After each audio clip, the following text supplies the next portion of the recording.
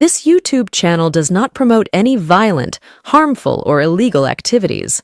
All content provided by this channel is meant for an educational purpose only.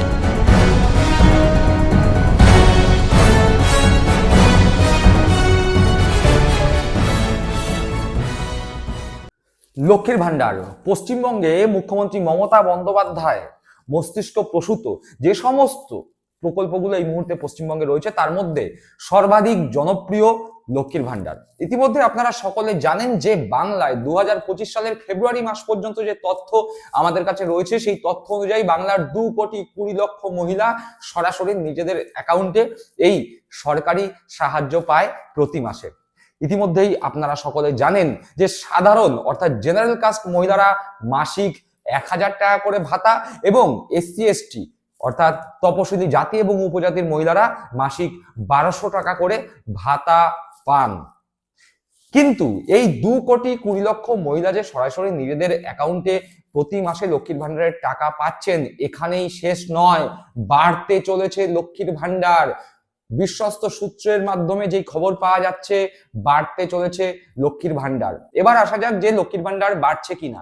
ইতিমধ্যে একটি বিশ্বস্ত সূত্রের মাধ্যমে খবর পাওয়া যাচ্ছে যেহেতু সামনে 2026 বিধানসভা ভোট আর আমরা সকলেই জানি লক্ষ্মীর ভান্ডার একটি বড় সুযোগ তৃণমূল কংগ্রেসের সুবিধা তৃণমূল কংগ্রেসের, যাতে করে বাংলার মহিলাদের কাছে সরাসরি মমতা বন্দ্যোপাধ্যায়ের এই স্কিম পৌঁছে যাচ্ছে এবং বলাই বাহুল্য এই স্কিমের ফলে মহিলারা যেমন স্বনির্ভর হচ্ছেন একই সাথে সরকারের প্রতি তাদের আস্থা বিশ্বাস বাড়ছে এবং যার ফলাফল সরাসরি প্রতিফলিত হচ্ছে ভোট বাক্সে। আমরা দেখতে পেয়েছি মমতা ব্যানার্জির লক্ষ্মীর ভান্ডারের প্রকল্প বিভিন্ন বিজেপি শাসিত রাজ্যগুলোতে প্রচলিত হলেও মুখ থুবড়ে পড়েছে। তার কারণ মমতা বন্দ্যোপাধ্যায় দিনের পর দিন মাসের পর মাস যেভাবে লক্ষ্মীর ভান্ডার দিয়ে আসছে অন্যান্য বিজেপি শাসিত রাজ্যগুলো সেভাবে দিতে ব্যর্থ হয়েছে। এমনকি কিছুদিন আগে বিহারে নীতিশ কুমার ভোটের আগে প্রত্যেকটি মহিলার অ্যাকাউন্টে 10,000 টাকা করে পাঠিয়ে তার সুফল নিজের ভোট বাক্সে প্রতিফলিত করিয়েছে।